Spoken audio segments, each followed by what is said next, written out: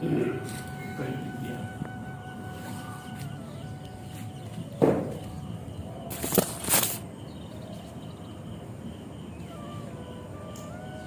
চন্দনযাত্রা মহোৎসব তৃতীয় পূর্বের থেকেই আসছে, কিন্তু চন্দনযাত্রা মহোৎসবটা শুরু হয়েছে মাধবেন্দ্র পুরস্কারের, কিন্তু জগন্নাথের চন্দনযাত্রা তো চিরকালই আছে।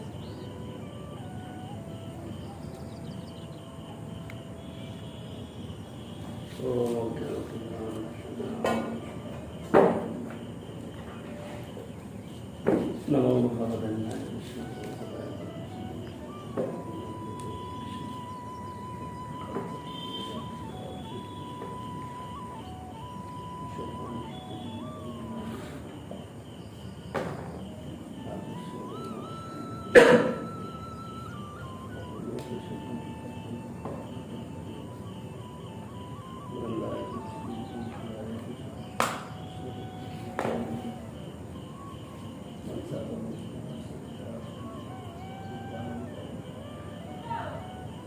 জয় শ্রীদেব শ্রী সনাতন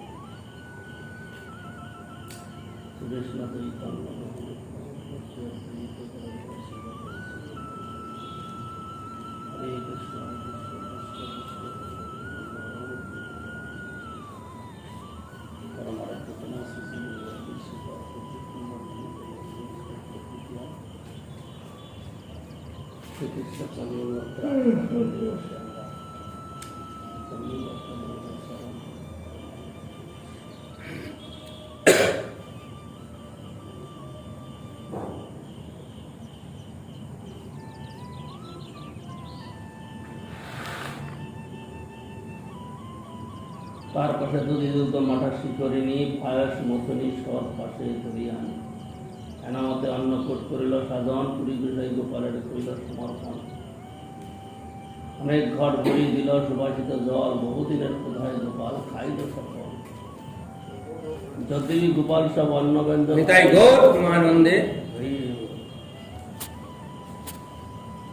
তার হস্তস্পর্শে পুনঃ তেমনই হইল। ইহা অনুভব করিল মাধব গোসাই, তারটাই গোপালের লোকানো কিছু নয়। একদিনের উদ্যোগে হইছে মহোৎসব কইল, গোপাল প্রবাহ আন্নে না জানিল।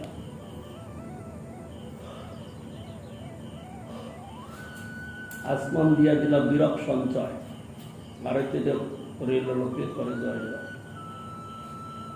সজ্জা করাইল নতুন খাট আনাইয়া, নববস্ত্র আনি তার উপরে পাতিয়া। টাটি দিয়া চারিদিকে আবরিল, উপরে তো একটাটি দিয়া আচ্ছা দিল। পুরী গোসাই আজ্ঞা দিল সকল ব্রাহ্মণে, আবাল বৃদ্ধ গ্রামের লোক করাও ভোজন। সবে বসি ক্রমে ক্রমে ভোজন করিল, ব্রাহ্মণীগণে আগে খাওয়াইল। অন্য গ্রামের লোক যত দেখিতে আইল, গোপাল দেখিয়ে সবে প্রসাদ খাইল।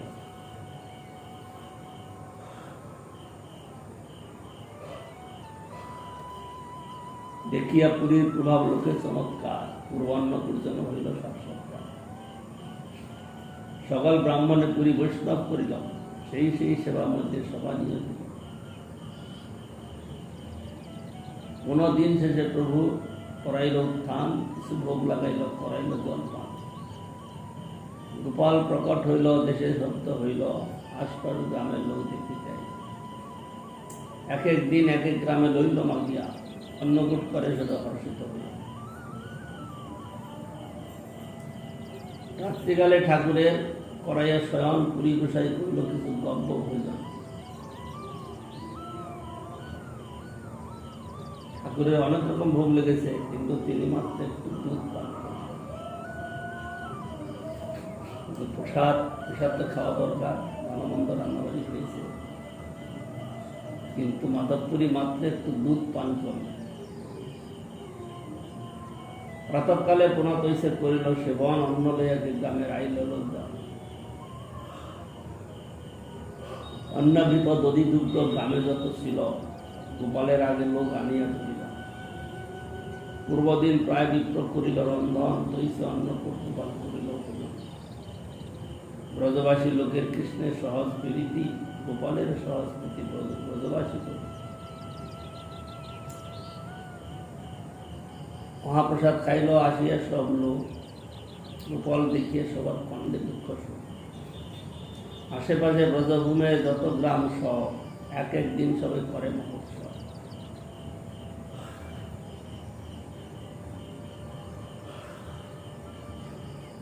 গোপাল প্রকট শুনি নানা দেশ হইতে, নানা দ্রব্য লইয়া লোক লাগিল আসিতে। মথুরার লোক সব বড় বড় ধনী, ভক্তি করে নানা দ্রব্য ভেট দেয় আনি। স্বর্ণরূপ বস্ত্র গন্ধ ভক্ত উপহার, অসংখ্যায় সে নিত্য পারিল ভাণ্ডার। এক মহাধনী ক্ষত্রিয় করাইল বন্দী, কেহ পাক ভাণ্ডার পেল, কেহ তো কাছে। এক এক ব্রজবাসী এক এক গাবি দিল, সহস্র সহস্র গাবি গোপালের হইল।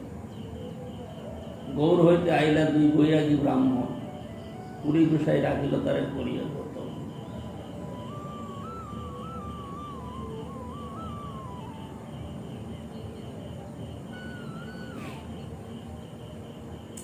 সেই দুই শিষ্য করি সেবা সমর্পিল, রাজ সেবা হয় পুরী আনন্দ বাড়িল।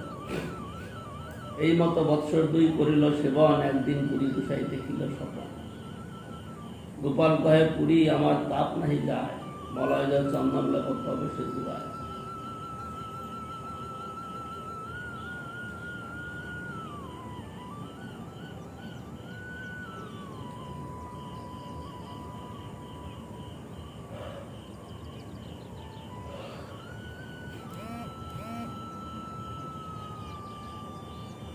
মলয় আনর দয়া নীলাচল হইতে, অন্য হইতে নহে তুমি চলো।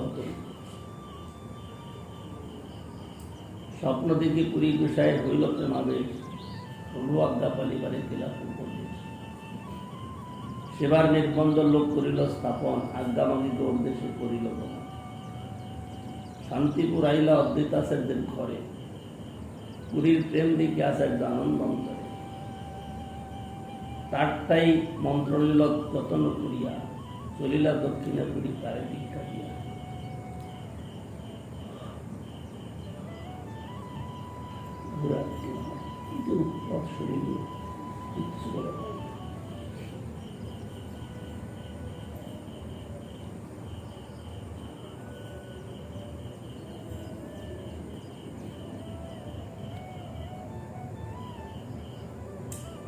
রেমনাথে কইল গোপীনাথ দর্শন, তার রূপ দেখিয়া হইল ধ্রুবর্ণ। নৃত্য গীত করি জগমোহনে বসিলা, কিয়া কিয়া ভোগ লাগে ব্রাহ্মণে বসিলা। শিবার ষষ্ঠ দিকে আনন্দিত মনে, উত্তম ভোগ লাগে তা বুঝি অনুমানে। জৈসে ইয়া ভোগ লাগে সকলেই বুঝিব, তৈসে বিয়ানে ভোগ গোপালে লাগাইব। এই লাগি বুঝিলেন ব্রাহ্মণের স্থানে, ব্রাহ্মণ কইল সব ভোগ বিবরণ।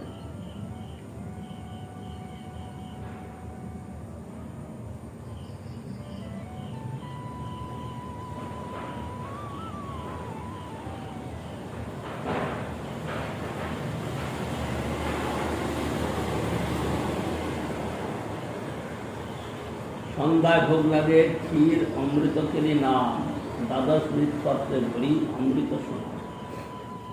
গোপীনাথের ক্ষীর বলি প্রসিদ্ধ নাম যা, পৃথিবীতে হইছে ভোগ কাহা নাই। হেনকালে সেই ভোগ ঠাকুরে লাগিল, শুনি পুরী গোসাই কিছু মনে ইচ্ছা।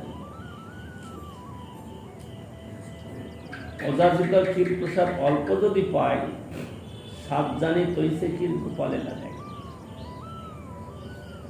এই ইচ্ছায় লজ্জা পাইয়া বিষ্ণু স্মরণ করিল, হেনকালে ভোগসুরি আরতি বাড়ি।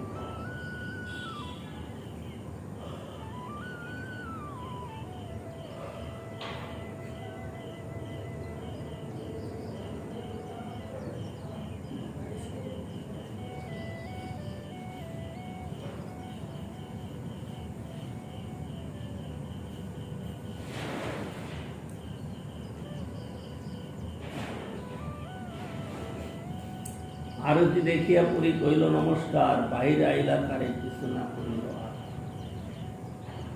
অযাচিত বৃত্তি পুরী বিরক্ত উদাস, অযাচিত পাইলে খান নয় প্রবাস।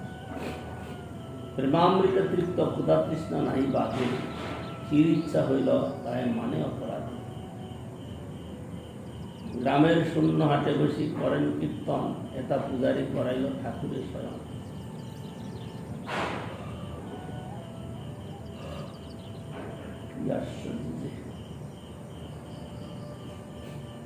নিজ বৃত্ত করি পূজারি করিল স্বয়ং, স্বপনে ঠাকুর আসি বলিল উঠ পূজারি কর দ্বার বিমোচন, ক্ষীরে রাখিয়াছি সন্ন্যাসিকা। ধরার অঞ্চলে ঢাকায় এক ক্ষীর হয়, তোমরা না জানিলে আমার মায়া। মাধবপুরী সন্ন্যাসী আছে হাটেতে বসিয়া, তাহাকে তো এই ক্ষীর শীঘ্র দেহ লইয়া। স্বপ্ন দেখি পূজারি উঠি করিলা বিচার, স্নান করি কপাট খুলি মুক্ত হইল তার। ধরার আসল তলে পাইল সেই ক্ষীর, স্থানলেপি ক্ষীর লইয়া হইল পান। স্থানলেপি মানে প্রসাদ জায়গা ছিল, প্রসাদ জায়গাটা মুছে দিল। এই বিচারগুলো ভালো করে বুঝতে হবে।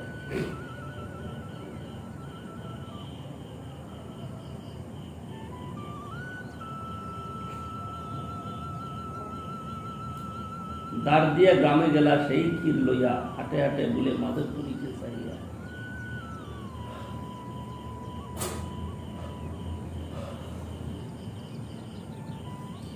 ক্ষীর লহ এই যার নাম মাধবপুরী, তোমার লাগে গোপীনাথ ক্ষীর কইল চুরি।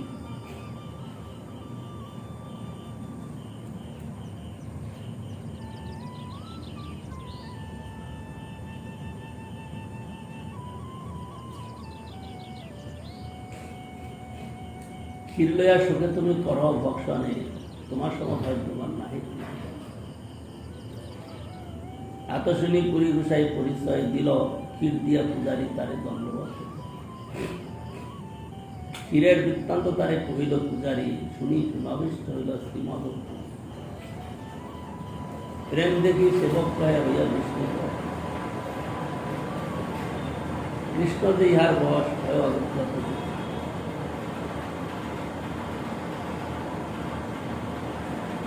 কৃষ্ণ কে?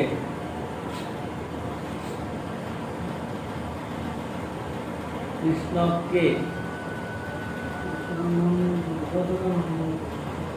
হ্যাঁ,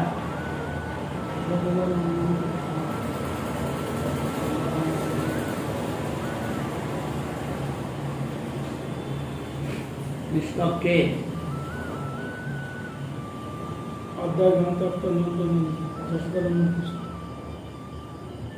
কৃষ্ণ কে? স্বয়ং ভগবান। কৃষ্ণ কে? স্বয়ং ভগবান। নন্দনন্দন বললে পরে এই যে কথাটা ছোট হয়ে যায়। অনন্ত বিশ্ব ব্রহ্মাণ্ডের মালিক তিনি আজকে ভক্তকোষ। ভক্তটা কে? মাধবেন্দ্র। একটা ভিখারি, একটা বৈরাগী সন্ন্যাসী। তারপর কে বশ হয়েছেন? অনন্ত বিশ্ব ব্রহ্মাণ্ডের মালিক, যার অঙ্গুলি হেলনে, যার ইচ্ছায় সৃষ্টি স্থিতি প্রলয় করি, তিনি আবার ভক্তের বশ। মানে ভক্ত হলো এমন যে কৃষ্ণ ছাড়া কিছু চায় না। এইরকম ভক্তের বশ সেই বিশ্ব ব্রহ্মাণ্ডের মালিক। তিনি ইচ্ছা করলে অনেক কিছু করতে পারেন, কিন্তু তা করেন না। ভক্তের কাছেও করেন না, বাইরেও করেন না। যদি করেন তাহলে তার তো বিধান আছে, সে বিধান লঙ্ঘন হবে, তা করবে।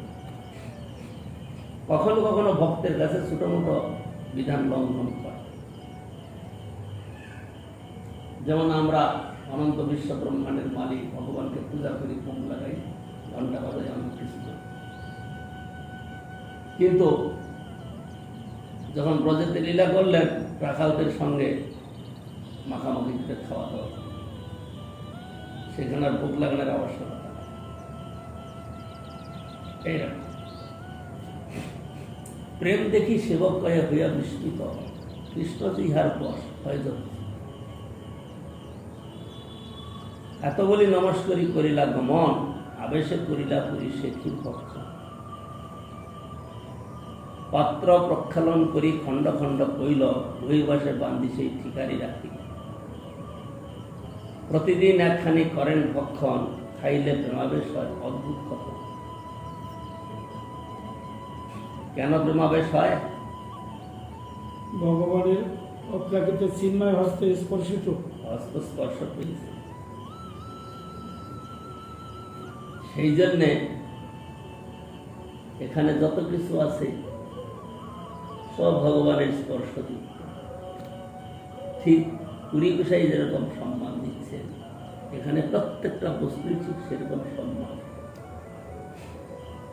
এ তো মঠ, ধাম,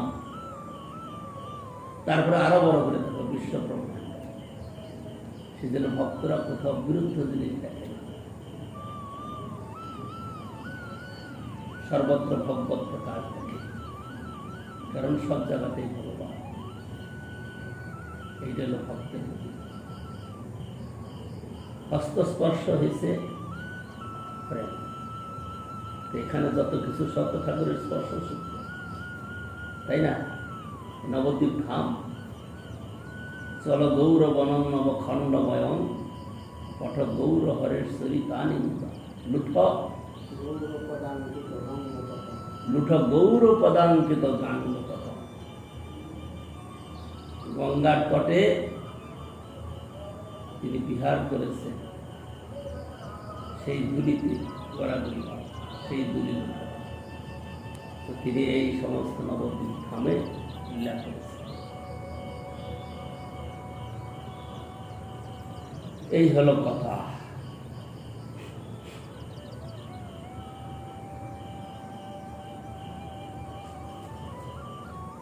এত বলি নমস্করি করিলা গমন, আবেশে করিলা পুরী সেক্ষির পক্ষ। পাত্র প্রক্ষালন করি খণ্ড খণ্ড কইল, বহির্বাসে বান্ধি সেই ঠিকারি রাখিল। প্রতিদিন একখানি করেন ভক্ষণ, খাইলে প্রেমাবেশ হয় অদ্ভুত কথা। ঠাকুর বরে ক্ষীর দিল লোক সব শুনি, দিনের লোক ভিড় হবে মোর প্রতিষ্ঠা যায়। সেই ভয়ে রাত্রি শেষে চলিলা শ্রীপুরী, সেইখানে গোপীনাথের দণ্ডবোধ করি। চলি চলি আইলা পুরী, নীলাশ্রী নীলাচল, জগন্নাথ দেখি হইলা প্রেমেতে বিহ্বল। প্রেমাবেশে উঠে পরে হাসে নাচে গায়, জগন্নাথ দর্শনে মহাসুখ পায়।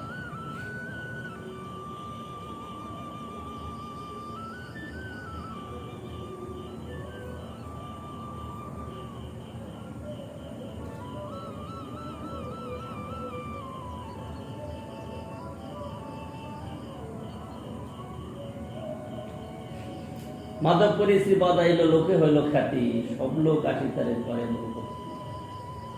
এদিকে পালিয়ে গেলেন, কিন্তু খবরটা তাকেই চলে গেছে। তখন ফোন ছিল না, ফোন না থাকলে খবর আগে চলে গেছে। প্রতিষ্ঠার স্বভাবেই জগতে বিদিত, জেনা বাঁধছে তারপর বিধাতা নেই। প্রতিষ্ঠার ভয়ে পুরী গেলা পলাইয়া, কৃষ্ণ প্রেমে প্রতিষ্ঠা চলে সঙ্গে করাইয়া।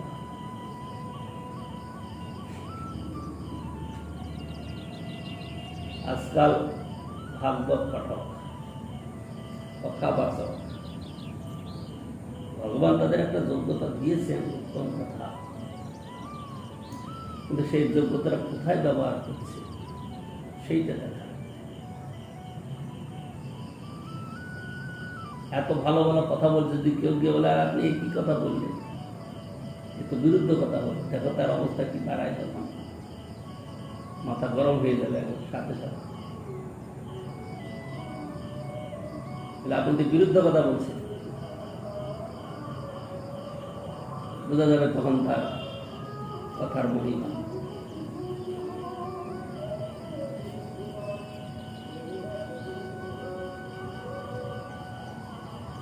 প্রতিষ্ঠার স্বভাবেই জগতে বিদিত, জেনা বাঞ্ছে তার বা বিধাতা নির্মিত।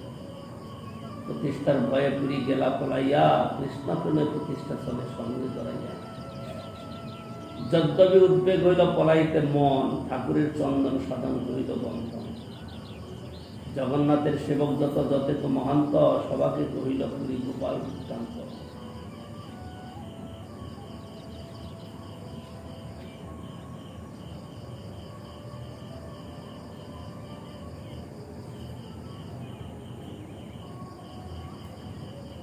গোপাল চন্দন মাগে শুনি ভক্তগণ, আনন্দের চন্দন লাগি করিল যখন। আমরা যদি বলি এ ঠাকুর এই জিনিসটা চাইছে, কেউ শুনবে? কিন্তু পুরী বিষয়ের কথা সকলে শুনবে। কেন? ভজন শক্তি। তার সেরকম ব্যবহার প্রকাশিত হয়েছে। তিনি যে কৃষ্ণের প্রতি প্রেমী, এটা তার প্রকাশিত হয়েছে। আমাদের প্রেমটা হলো দেহেতে, মনেতে, প্রতিষ্ঠায়, যশেতে, এগুলো। কিন্তু তার রুচিটা হলো কৃষ্ণ। সেই জন্য সমস্ত লোক তার কথা শুনে বিশ্বাস করছে, মানছে। গোপাল চন্দন মাগে শুনি ভক্তগণ, আনন্দের চন্দন লাগি করিল যখন। রাজপত্র শোনে যার যার পরিচয়, তারে মাগি প্রভু চন্দন করিলা সঞ্চয়। এক বিপ্র এক সেবক চন্দন বহিতে, পরিবেশের সঙ্গে দিল সম্বল সহিতে। ঘাটি দানিয়ে সারাইতে রাজপত্র দ্বারে, রাজ দেখা করিয়ে দিল পরিবেশের পরে। চলিল মাধবপুরী চন্দন লইয়া, কতদিনের মনাতে উত্তরি লাগিয়া।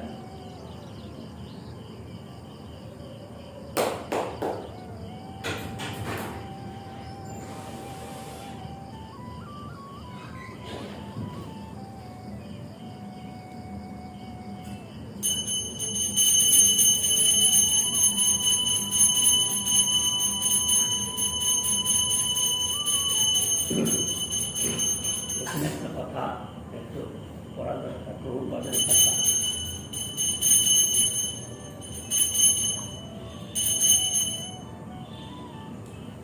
মধ্যজীব সকলের অনেকেই মৎস্যরতা ধর্ম সম্পন্ন। যিনি সুখ্যাতি লাভ করেন, তাহার প্রতি বিভক্তিতা আচরণে মৎস্যর্পণের স্বাভাবিক প্রবৃত্তি হয়। এই জন্য প্রতিষ্ঠাগামী ব্যক্তি হিংসা পরায়ণ জনগণের দ্বারা প্রতিষ্ঠা পাইবার পরিবর্তে হিংসিত হয় স্বাভাবিক।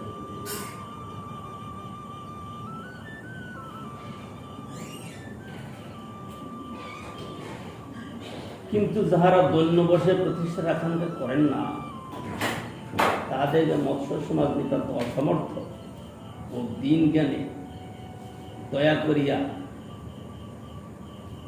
প্রতিষ্ঠামূলক উৎসাহ প্রদান করিয়া থাকে। বৈষ্ণবগণ জড় জগতে তাদৃশ প্রতিষ্ঠা ভিক্ষুক নহে।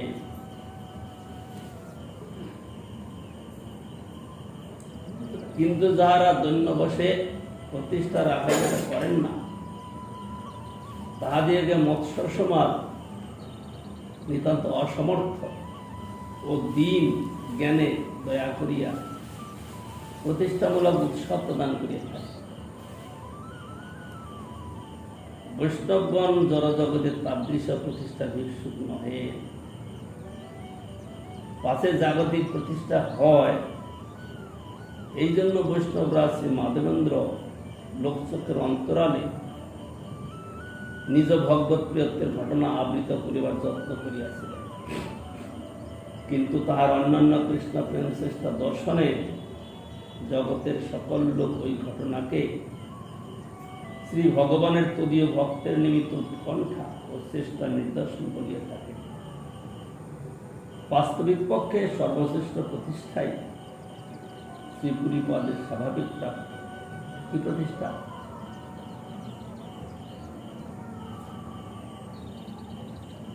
প্রতিষ্ঠাতে পাবে যেহেতু ভগবান প্রসন্ন তার প্রতি অটোমেটিক প্রতিষ্ঠা দেবে। কি প্রতিষ্ঠা সেটা? এই যে প্রেমিক ভক্ত, ভগবান আমার জন্য খিচুড়ি করেছে, বুঝতেই পারছো না। হ্যাঁ? বৈষ্ণবী প্রতিষ্ঠা,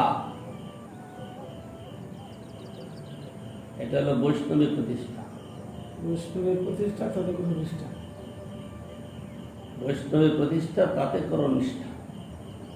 বৈষ্ণবী প্রতিষ্ঠা মানে গুরু বৈষ্ণব ভগবানের প্রতি যে প্রীতি, সেই প্রীতির বদলে যে প্রতিষ্ঠা পাওয়া যায় তাকে আদর করতে হবে। কিন্তু যদি দেখা যায়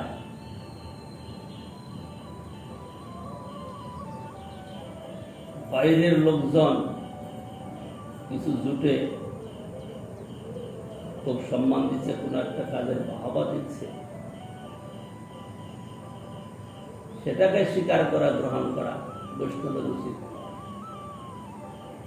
কিন্তু বৈষ্ণব পরিষেবার জন্য কিছু করছে, তার জন্য যদি লোকে প্রতিষ্ঠা দেয়, সে প্রতিষ্ঠাটাকে গ্রহণ করতে হবে। বৈষ্ণবী প্রতিষ্ঠা তাতে করেন সে বড় ভক্ত। বড় ভক্ত, বড় ভক্ত মানে কেবল প্রতিষ্ঠার জন্য নয়, কার্যতেও তিনি বড় ভক্ত। যেমন মাধবেন্দ্র পুরী পদের পেছনে পেছনে চলছে, বড় ভক্ত। ভক্ত মানে ভগবানের প্রিয়ত্ব ধর্ম তার মধ্যে রয়েছে, তিনি মাত্র ভগবানকে ভালোবাসেন। জগতের অন্য কোনো বস্তুর প্রতি তার কোনো রকমের নিষ্ঠা, রুচি, আদর, ভালোবাসা কিছু না। একমাত্র ভগবানের প্রতি, ভগবানের সেবার প্রতি, ভক্তের প্রতি আদর, এইটা হলো তার পরিচয়। এই আদর নিয়ে যদি লোক তাকে সম্মান দেয়, প্রতিষ্ঠা করে, তাহলে সেই প্রতিষ্ঠা গ্রহণ, সেটা বৈষ্ণবী প্রতিষ্ঠা। কিন্তু জগতের লোক প্রতিষ্ঠা দেয় কাকে? একটা কিছু করলো, সমাজে যেমন আজকাল মহামারী চলছে, কেউ কিছু দান দিচ্ছে, কেউ কিছু করছে, তাদের খুব প্রতিষ্ঠা দিচ্ছে, বিভিন্নভাবে তাদেরকে প্রতিষ্ঠা দিচ্ছে। কিন্তু সাধুদেরকে কেউ প্রতিষ্ঠা দেবে? ভিখারি মানুষ যারা ভিক্ষাদের খান, কিন্তু সেই সাধুর প্রতি যদি কেহ বলে যে বড় কৃষ্ণ, এই প্রকৃত সাধু, এদের মধ্যে প্রকৃতই সাধু গুণ আছে, সেটাকে সম্মান করতে হবে। কেন? যাতে সাধুগুণ আরো পারে। আমাকে সাধু বলেছে, আমি বড় ভক্ত হতে পারব, এরকম নয়। লোক আমাকে সাধু বলে মানছে, সুতরাং সাধুর যেসব গুণ, সেটা আমার মধ্যে থাকা দরকার, সেটা আরো বেশি করে আনতে হবে। তা নইলে পরে তো আমার সাধুত্ব নষ্ট হয়ে যাবে, আমাকে আর সাধুকে উন্নতির করে বলবে না। এইটা হলো বৈষ্ণবী প্রতিষ্ঠা। বাস্তবিক পক্ষে সর্বশ্রেষ্ঠ প্রতিষ্ঠায় শ্রী পুরীপদের স্বাভাবিক প্রাপ্য। কিন্তু যে সকল ব্যক্তি তাহার অনুকরণে, তাহার ভাবগৃহের অন্তরালে লুকায়িত থাকিয়া কপট দৈন্য অবলম্বন পূর্বক আপনাদের যে প্রতিষ্ঠা বর্জিত বলে ছলনা করেন, তাহাদের বৈষ্ণব জন উচিত দৈন্যে প্রতিষ্ঠিত হওয়া অসম্ভব। বৈষ্ণব জন উচিত যে দৈন্য, সেটা কোথা থেকে জানে? খুব হাত জোর করা যেতে পারে, খুব বলে আমি কিছু, আমি একবারই কিছুই করি, কিন্তু প্রকৃত দৈন্য আসবে কোথা থেকে? বাহ্যিক কথাবার্তা।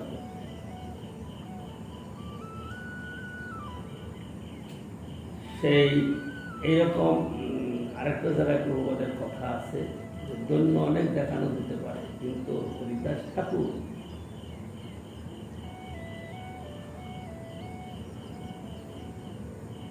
প্রকৃত দৈন্যতে প্রতিষ্ঠিত হয়ে যে আনন্দ পান, এরকম তথাকথিত লোক, তারা কি সেই আনন্দ কখনো পেতে পারে?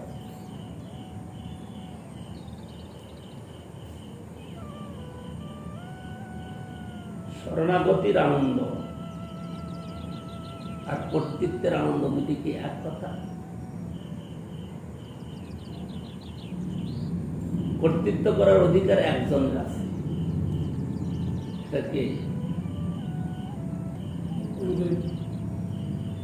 গুরু বৈষ্ণব ভগবান, তারা কর্তৃত্ব করতে পারে। কিন্তু আমি যদি বলে আমি তো বৈষ্ণব, আমি কর্তৃত্ব করবো না, ভুল হয়ে গেল সিদ্ধান্ত। বৈষ্ণব আমি নই, বৈষ্ণবরা করবে। এই তত্ত্বটা বৈষ্ণব সমাজে প্রতিষ্ঠিত, তারা এটা বুঝে না, তারা ভুল করে। আমি বৈষ্ণব তাহলে তো আমারও তো কিছুটা আছে না, কর্তৃত্ব হবে রূপাত্ম গুরু বৈষ্ণব ভগবান। আমার গুরুদেব বলবেন যে কর্তৃত্বটা গুরু বৈষ্ণব ভগবান, তার গুরুদেব বলবেন যে কর্তৃত্বটা গুরু বৈষ্ণব ভগবান। নিজের উপরে কর্তৃত্ব আরোপ করবেন না। যারা করেন তারা বৈষ্ণব ধর্ম সম্বন্ধে অনভিজ্ঞ এবং প্রকৃত দৈন্য থেকে তারা বঞ্চিত। কি বলছ?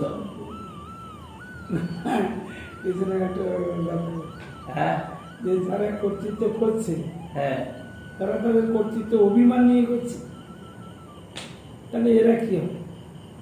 কি হবে? তাদের রেজাল্টটাতে অবশ্য একটা কিছু থাকবে। রেজাল্ট প্রত্যেক জিনিসের রেজাল্ট আছে। তারা প্রকৃত দৈন্যের যে ফল সেটা পাবে না, তাহলে বঞ্চিত হবে। এটা হলো রেজাল্ট। প্রকৃত দৈন্যের দ্বারা যে ফলটা আসবে, সেই আনন্দটা, সেই ফলটা তারা পাবে কি করে? বঞ্চিত হবে, সে তারা পেতে পারে না। এই জন্য সর্বদা সাবধান থাকতে হবে। ওই যে কালকে সনাতন গোস্বামীবাদের শ্লোকটা পুরো মনে আসছে না, সর্বপরিত্যাগী অভয়া প্রতিষ্ঠা আশয়তে তদ অস্পর্শনে পড়া। এই এখানে দুইটা শব্দ মনে আছে। মানে সবকিছু ত্যাগ করার পরে প্রতিষ্ঠাটা ত্যাগ করা যায় না। সুতরাং সেটা স্পর্শ না হয়, কারণ তার দুর্গন্ধ যদি একবার গায়ে লেগে যায় সেটাকে আর ত্যাগ করতে পারবে না। স্বাভাবিক। আমি ভালো কীর্তনিয়া, আমি ভালো কথাবাচক, এই তো আমাদের প্রতিষ্ঠা। আর কি? এই দুইটাই তো আমাদের কাছে আছে। ভালো কথা বলতে পারি, ভালো কীর্তন করতে পারি, আমাদের কি করতে পারি? ভালো পূজা করার কথা না, ভালো পূজা করতে পারি। পূজা তো ভালো মন্দ কি আছে, কিন্তু পূজকেরও যদি অভিমান হয়, ভালো গুরু সেবা করতে পারি, গুরু সেবা করতে পারি, সে অভিমান নয়, তাহলে ভুল হয়ে গেল। আমি গুরু সেবক, আমার কর্তব্য গুরু সেবা করা, করতে পারি, সেখানে অভিমান থাকে না। গুরু সেবক গুরু সেবা করবে। কালকে শ্রীনিবাস প্রভুর কথা বললাম। শ্রীনিবাস প্রভুকে দেখেছ? নাসির মহারাজ শ্রীনিবাস প্রভু, তিনি কি যে তার ধৈর্য, মানে তার ধৈর্যের মানে সীমা নাই। আচার্যপাত তো মানে রেগে গিয়ে তো মার তো থাপ্পড়টা একদম, ওই গুরুকালে তো ওই এত বছর বয়সে রেগে গেলে মার তো থাপ্পড়, কিন্তু চুপচাপ ধৈর্য সহকারে তিনি তার সেবা করেছেন। 50 বছর বয়স, 60 বছর বয়সে থাপ্পড় খেত, তাতেও তখন কিছু বলেন। এইটাই তার সেবার ভূমিকা।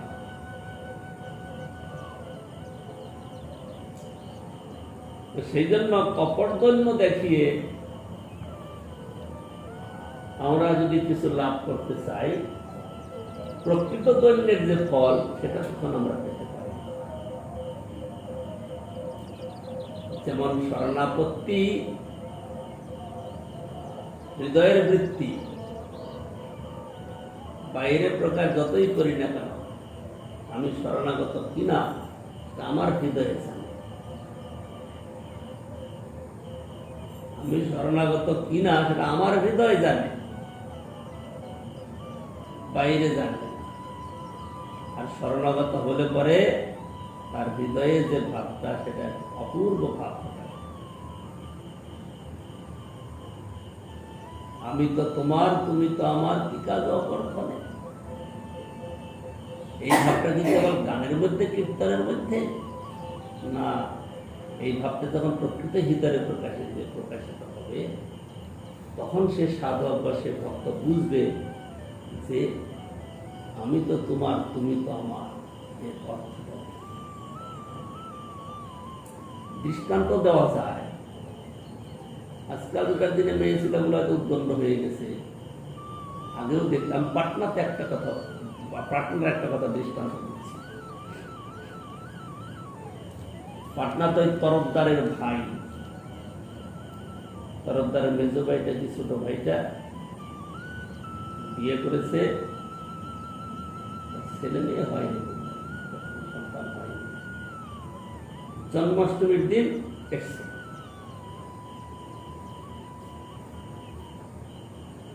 জন্মাষ্টমীর দিন ঠাকুরকে পূজা করতে এসছে, পূজা করছে।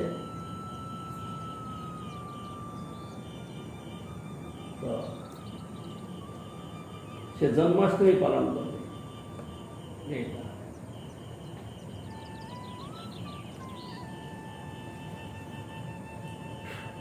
স্বামীটা বলছে, আমাদের সঙ্গে তো যোগ ছিল ভালো,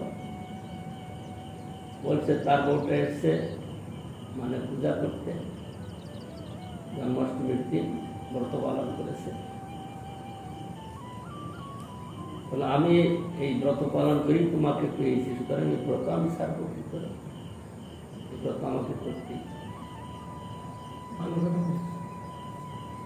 বলে আমি তো এই ব্রত করি, তোমাকে পেয়েছি। তাহলে এই যে প্রেমের কথাটা, এই কথাটা অন্য কেউ বুঝবে?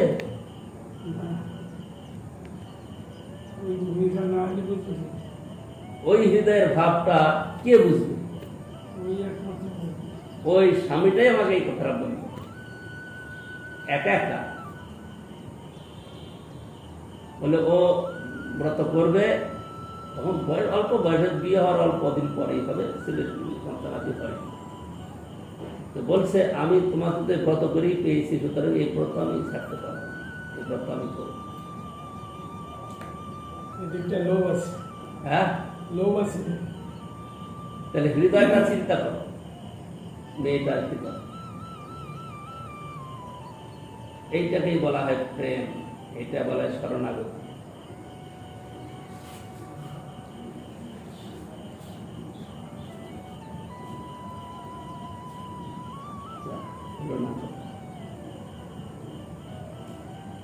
চলিল মাধবপুরী চন্দন হইয়া, কতদিনের এমনাথ উত্তরিল গিয়া। গোপীনাথ চরণে কইল বহু নমস্কার, প্রেমাবেশে নিত্য গীত করিল অপার।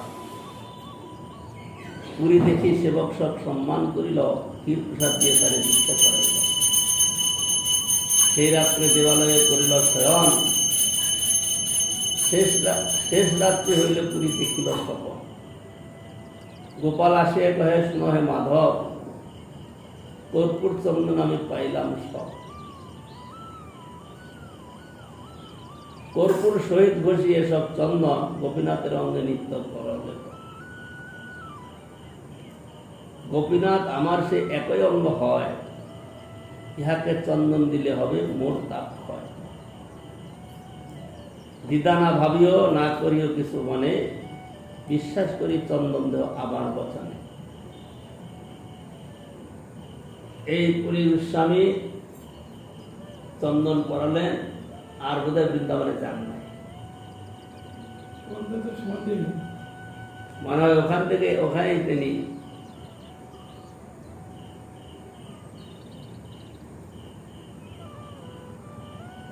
দেহত্যাগ করেছেন। কারণ তখন 82 বছর বয়সে তিনি আসছিলেন বৃন্দাবন থেকে।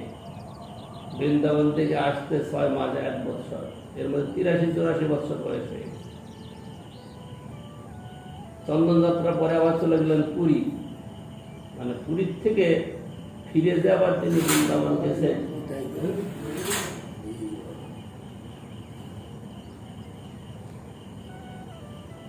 এই কথাটা এই এত কিছুর মধ্যে বোঝা যাচ্ছে না যে তিনি যাওয়ার বৃন্দাবন গিয়েছেন। এখানে তো সমাধি তো, এইখানে তো সমাধি আছে। ওই তো গোপীনাথের পাশেই তো যে হাটে বসে, হ্যাঁ শূন্য যে হাটে বসে কীর্তন করছিলেন সেখানেই তার সমাধি করা হয়। সেখানে তার সমাধি। এত বলি গোপাল গেল গুসাই জাগিলা, গোপীনাথের সেবকনে ডাকি আনিলা। প্রভুর আজ্ঞা হইল এই কর্পূর চন্দন, গোপীনাথের অঙ্গে নিত্য করা লেপন। ইহাকে চন্দন দিলে গোপাল হইবে শীতল, স্বতন্ত্রীশ্বর তার আজ্ঞা সে প্রবল। গ্রীষ্মকালে গোপীনাথ করিবে চন্দন, শুনিয়া আনন্দিত হইল সেবকের মন। পুরী কহে এই দুই ঘষিবে চন্দন, আর জনা দুই দেহ বিপদে বেতন। টাকা আছে তো, কৃষ্ণ কৃষ্ণ হরে হরে আসবার সময় হাতে কিছু টাকা পয়সা দিতে হবে। রাম হরে রাস্তায় যদি কেউ করে টরে তাকে দিতে হবে। রাস্তায় এসব আছে। হরে কৃষ্ণ হরে কৃষ্ণ কৃষ্ণ হরে হরে হরে রাম হরে রাম। এই মতো সম্বন্ধে মুক্ত হয়ে হরে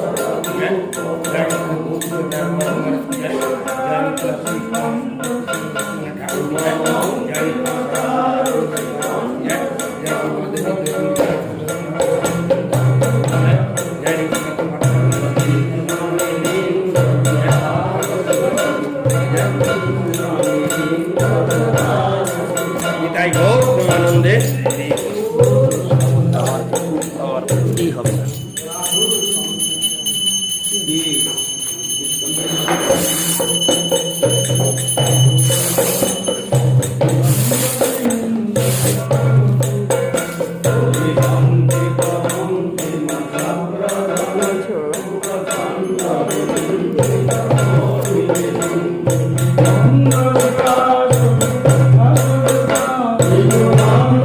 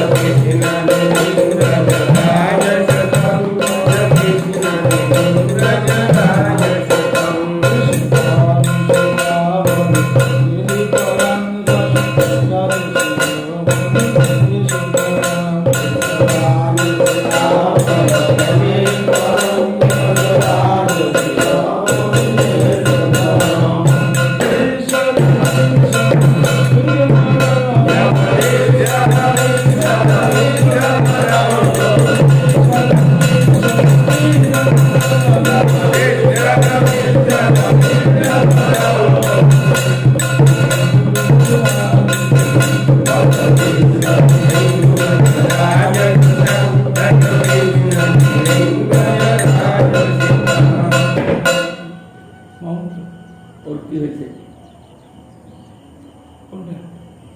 নরেন গ্যাস হয়ে গেছে। এর মাথা কি সমস্যা হয়ে গেছে। তার সমস্যা হচ্ছে না তার কি সমস্যা হরে কৃষ্ণ হরে কৃষ্ণ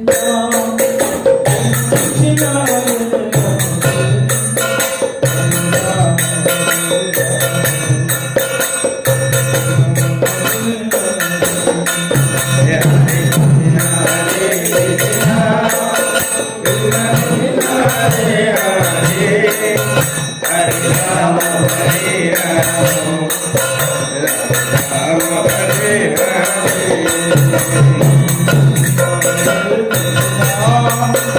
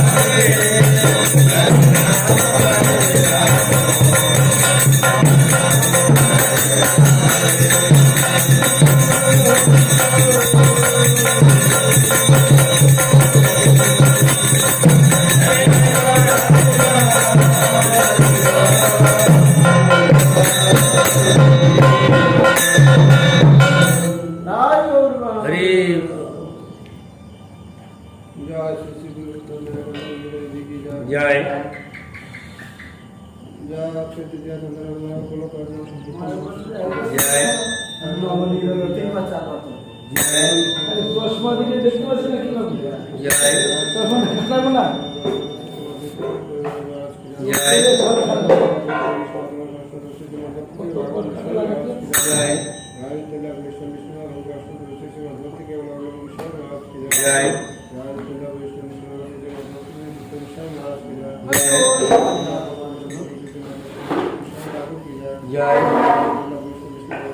जय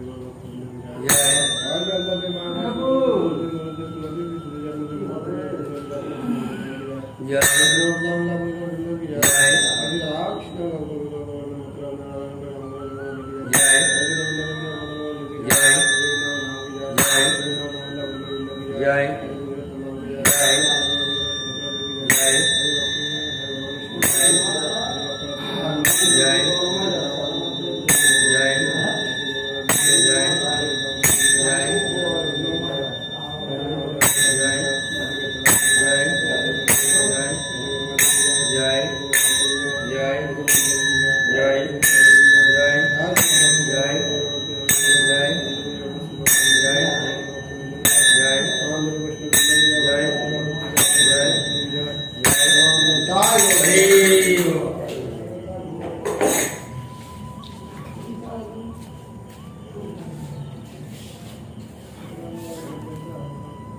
जय